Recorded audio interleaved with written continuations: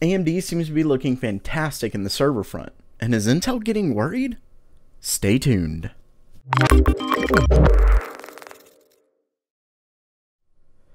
Welcome back to GamerMeld.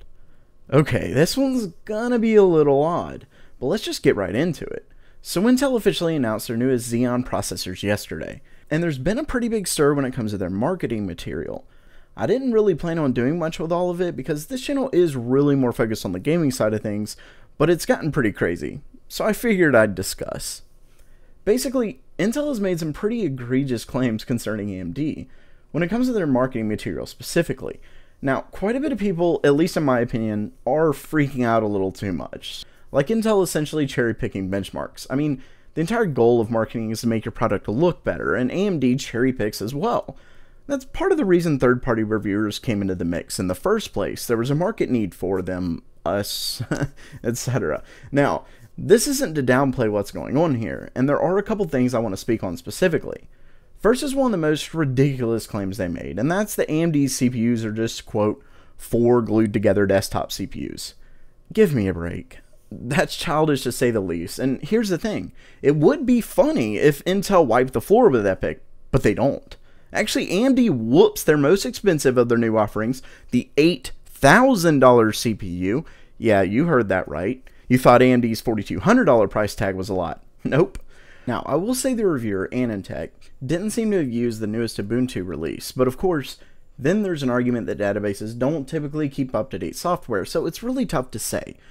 Then, this also isn't Intel's best, but let's just say there's a massive difference in price between $4,000 and $10,000.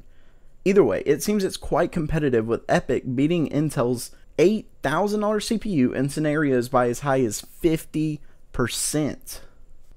But this is what brings me to my next point.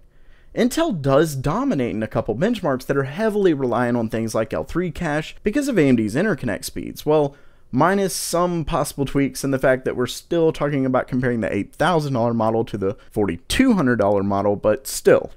They aren't completely and utterly annihilated in some situations, so they at least have a couple of things to focus on, but instead, they come up with hyperbole.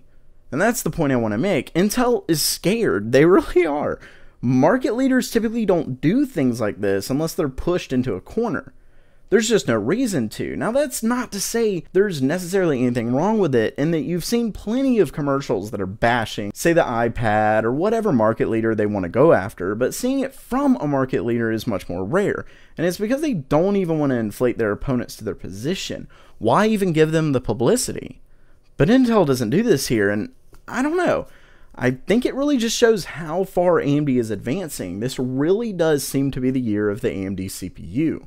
But to be honest, I do want to end by saying I'm not wanting to bash Intel. If it weren't for them, we wouldn't have had the great Intel chips in the past or AMD's current crop of chips. It's certainly awesome to see the underdog rise up from the ashes, but ultimately, I'm excited to see what these two juggernauts have in store for us next. Lastly, and this video is really short, I know, I do apologize, but AMD is still having a really awesome sale on Ryzen over on Amazon and Newegg, although I know it's not just in the US, but I'm not really sure where all places it is. Either way, I'll have those linked in the description. So what do you think of the whole ordeal? Are you happy AMD is doing so well, and do you think Intel will come back later with a huge product? Let me know in the comments below. That does it for now. If you liked the video, don't forget to subscribe by clicking on the round icon in the middle. You can check out the most recent video and suggested video to the left. Thanks so much for coming, and as always, have a great day.